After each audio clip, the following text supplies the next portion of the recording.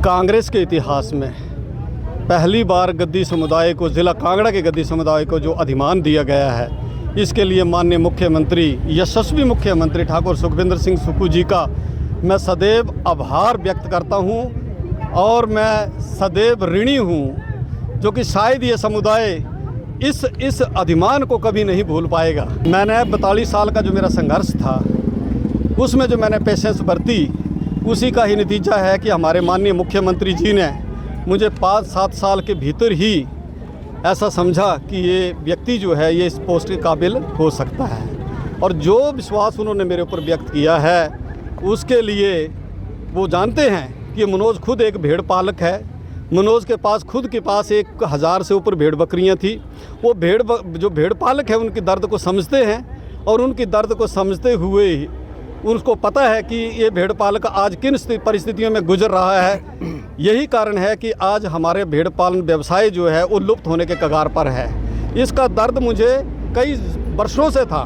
परंतु आज माननीय मुख्यमंत्री जी ने मुझे जो इस काबिल समझा, तो मैं ये समझता हूँ कि मैं इस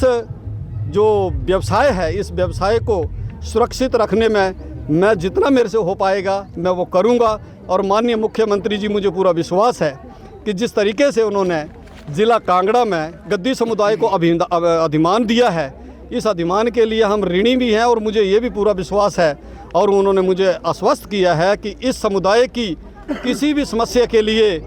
मैं हमेशा तत्पर हूँ और तैयार रहूँगा। और जो भी ये समुदाय, अगर ये जो समुदाय का जो व्यवसाय है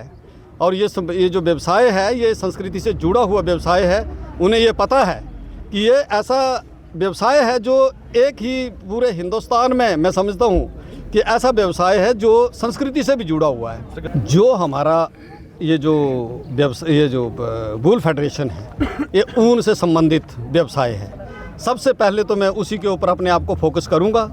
और जहाँ जहाँ उन लोगों को जो समस्याएं आ रही हैं, वो चाहे शासनिक हो, चाहे प्रशासनिक हो, चाहे वो फॉरेस्ट से रिलेटेड हो, उनके लिए मैं हमेशा तत्पर रहूंगा और उनके ऊपर गहनता से विचार करके माननीय मुख्यमंत्री जी को इसकी रिपोर्ट सबमिट करूंगा। और मुख्यमंत्री जी जिस तरीके से इस समुदाय के प्रति जो इन्होंने भावना अपनी व्यक्त की है, तो मैं समझता हूं कि ये जो इनकी समस्याओं का जल्द समाधान होगा और ये अपने व्यवसाय को सुरक्षित रखने में कामयाब होंगे और इनके व्यवसाय के साथ साथ इनकी संस्कृति भी सुरक्षित होगी, जो कि एक पूरे हिंदुस्तान में नहीं, पूरे वर्ल्ड में जो है एक रिच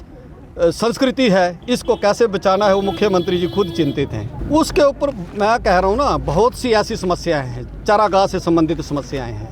है ना, जैसे फॉरेस्ट से संबंधित और भी कई समस्याएं हैं। चोरी चकारी हो रही है, जिससे कि ये लोग अपने आप को असुरक्षित महसूस कर रहे हैं और ये अपने व्यवसाय को छोड़ने पर विवश हो गए हैं। तो मैं ये समझूंगा कि इन लोगों की सुरक्षा की व्यवस्था कैसे की जाए